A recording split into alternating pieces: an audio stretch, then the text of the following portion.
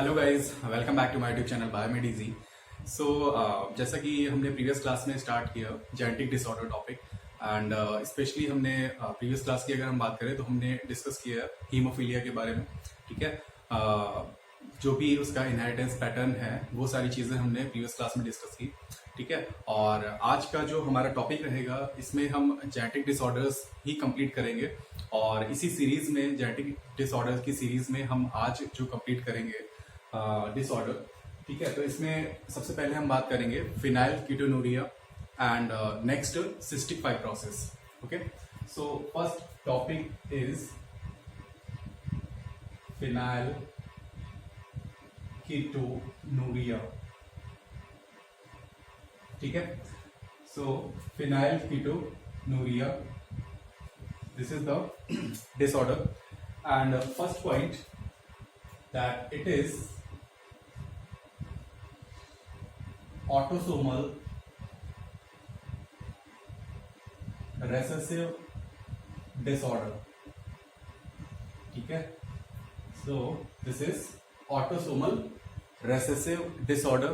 Okay, and next point, this disorder is caused due to the absence of one enzyme. ठीक है, यहाँ पर क्या होता है, यानी कि जो एक एंजाइम है वो एब्सेंट होता है and due to absence of an enzyme and the name of the enzyme is phenyl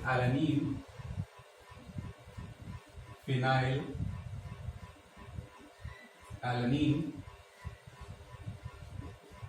hydroxylase. ठीक है, phenylalanine hydroxylase. So this is the enzyme that is absent in this case of phenyl in this case of disorder. ठीक है, and this particular enzyme means phenylalanine hydroxylase enzyme is responsible for the conversion of phenylalanine into the tyrosine.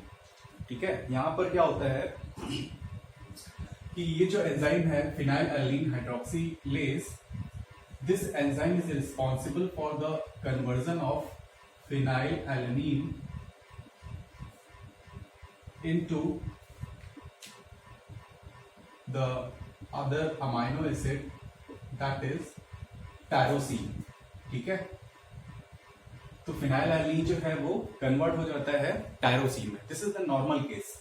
ठीक है, normal case में क्या होता है कि phenylalanine जो है ये अमाइनो एसिड कन्वर्ट होता है टायरोसिन में, जो कि एक दूसरा अमाइनो एसिड है, with the help of enzyme phenylalanine hydroxylase. But if this enzyme is absent, ठीक है, किसी भी तरीके से अगर ये एंजाइम एब्सेंट हो जाता है तो उस केस में क्या होगा, इन the absence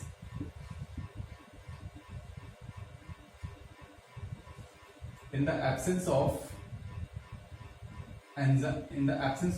this enzyme the concentration of phenylalanine increases. ठीक है, यानी कि फिनाइलएलानीन नॉर्मल केस में क्या होता है, टायरोसिन में कन्वर्ट हो जाता है with the help of enzyme this hydroxylase.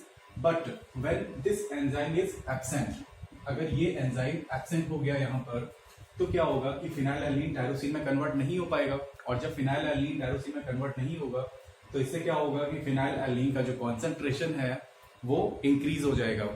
ठीक है, so in the absence of this enzyme the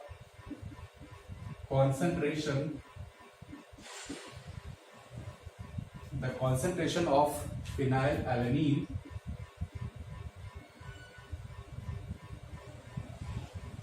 increases. ठीक है, इससे क्या होगा, फिनाइलएलानीन का जो कॉन्सेंट्रेशन है वो इंक्रीज हो जाएगा। ठीक है, and this increased phenylalanine it will now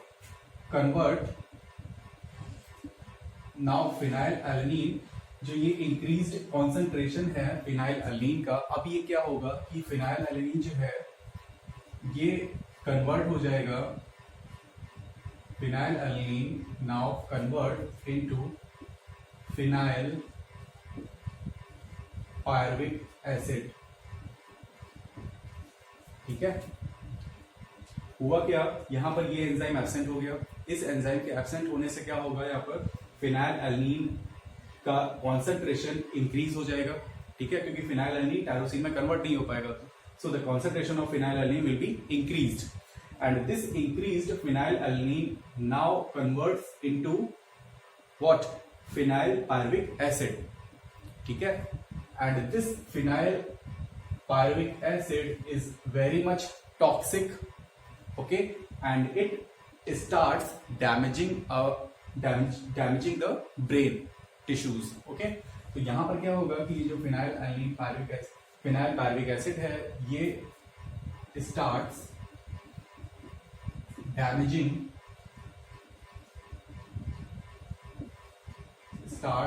damaging the brain, ठीक है।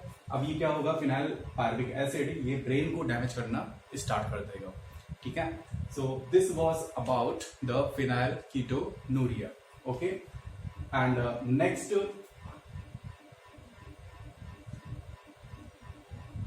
ठीक है, नेक्स्ट फिनाइल कीटोनूरिया के बाद में जो नेक्स्ट यहाँ पर डिसीज है that is the cystic fibrosis, okay, cystic fibrosis. Now this is also the autosomal recessive disorder. It is autosomal recessive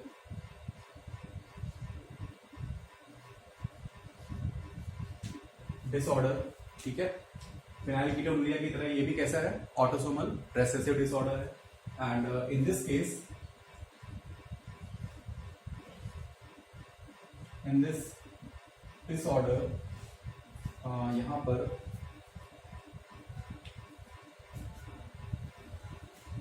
आप लिखेंगे it is caused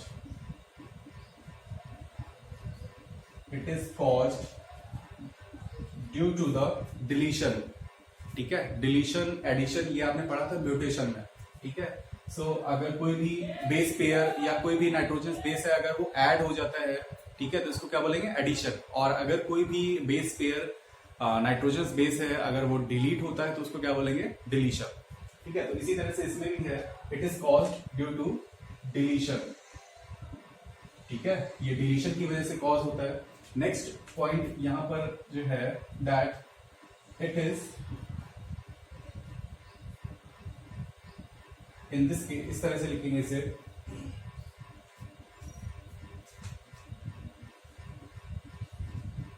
in this case the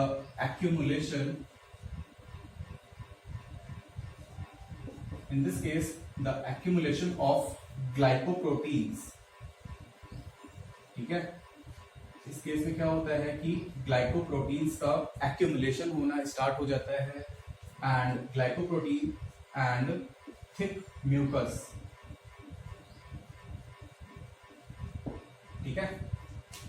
तो इस केस में क्या होगा, यहाँ पर जो ग्लाइकोप्रोटीन्स हैं और जो म्यूकस है, थिक म्यूकस, वो एक्यूमुलेट होना स्टार्ट हो जाता है।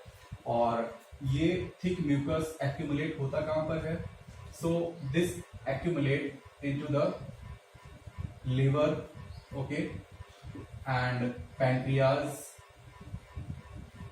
एंड नेक्स्ट हियर ब्रोंकाई, ठीक है।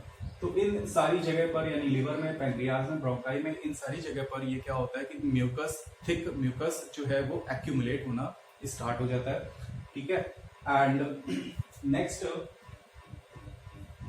ठीक है, यहाँ पर जो डिलीशन जो वर्ड लिखा हुआ है, डिलीशन में एक पॉइंट और यहाँ पर ऐड करेंगे that in this case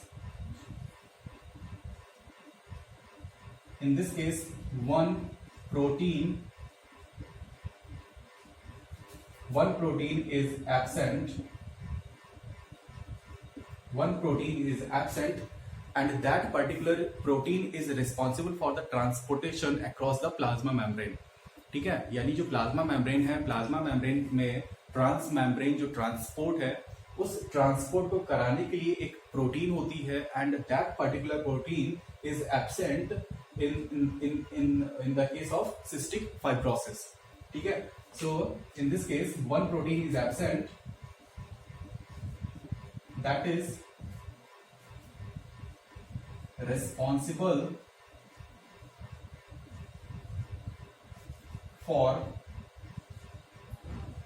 the transport of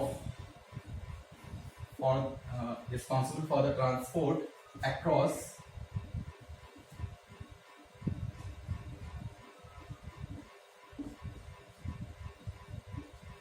plasma membrane. ठीक है, यानी कि यहाँ पर जो प्रोटीन है जो कि plasma membrane, it is a selectively permeable membrane. ठीक है, प्लाज्मा मेम्ब्रेन में कुछ यहाँ पर जो आयंस होते हैं उनको ट्रांसपोर्ट करने के लिए प्रोटीन्स होती हैं. तो इस केस में यानी सिस्टिक फाइब्रोसिस में उस जो पर्टिकुलर प्रोटीन है वो डिलीट हो जाती है, वो एब्सेंट हो जाती है. ठीक है, और इसके एब्सेंट होने से क्या होगा यहाँ पर. अब नेक्स्ट यहाँ पर जो है,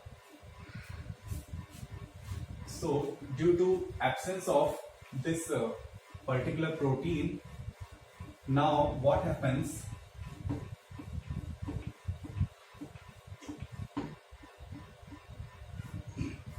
okay, so next point, due to the absence of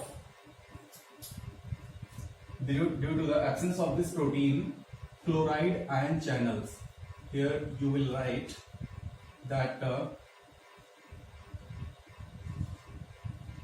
chloride ion channels are affected. Okay, so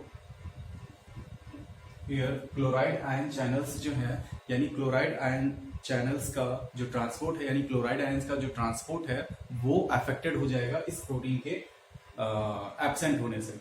ठीक है, so this was the case of cystic fibrosis. Okay, cystic fibrosis में क्या हुआ, ये it is a autosomal recessive disorder, it is caused due to deletion. Okay, next in this case glycoproteins and thick mucus it accumulates, यानी वो जमा होने लगता है कहाँ पर, लिवर में, पैंक्रियाज में, ब्रोंकाई में. ठीक है, इन सारी जगह पर वो accumulate होने लगता है. And in this case one protein, एक प्रोटीन जो कि रिस्पॉन्सिबल है for the transportation across the plasma membrane, that particular protein is absent.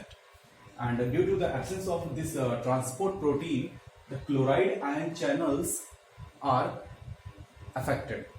ठीक है, so in this case the transport of chloride ions across the membrane is affected. ठीक है, in this case of cystic fibrosis. Okay, and now the next disease एक और हम यहाँ पर discuss करते हैं, that is the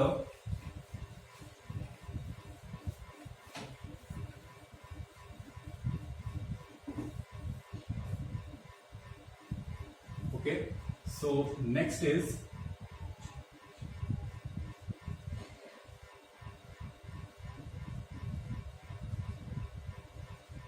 thalassemia. Okay, next disease is thalassemia. So thalassemia is of two types. It is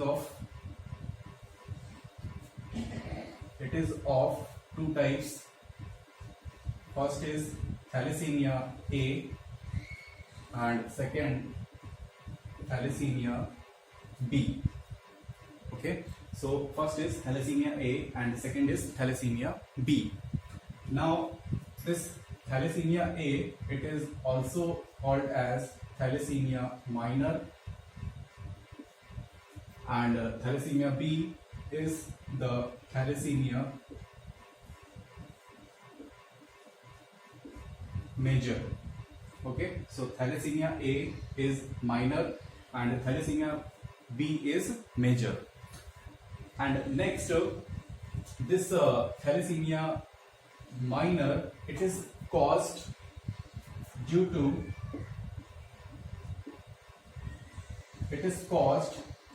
the heterozygous condition. Okay, it is caused due to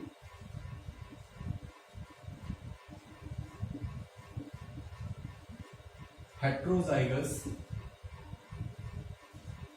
and thalassemia minor, it is caused due to homozygous condition. Okay, so it is caused due to heterozygous condition. ठीक है, heterozygous and it is caused due to homozygous condition. ठीक है, so if there is one dominant, ठीक है, if one dominant and other allele is recessive, ठीक है, तब यहां पर क्या होगा, यानी कि हेट्रोजाइगस कंडीशन होगी ना, एक डोमिनेंट है और एक कैसा है, recessive. That means this is the heterozygous condition and this heterozygous condition means this is the case of thalassemia A. ठीक है, and if both recessive then this is the case of thalassemia B. Okay, and in this case of thalassemia, what happens here, the bone marrow cells, those are responsible for synthesizing RBCs. ठीक है, that does not work properly. तो होता क्या है यहाँ पर, जो bone marrow है, bone marrow that synthesize RBCs does not work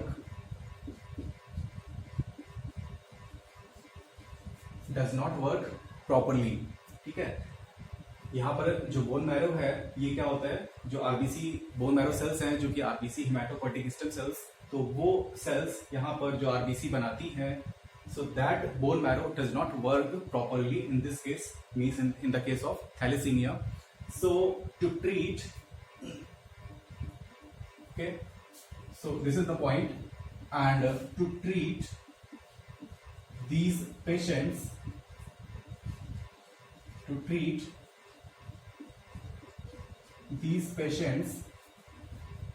regular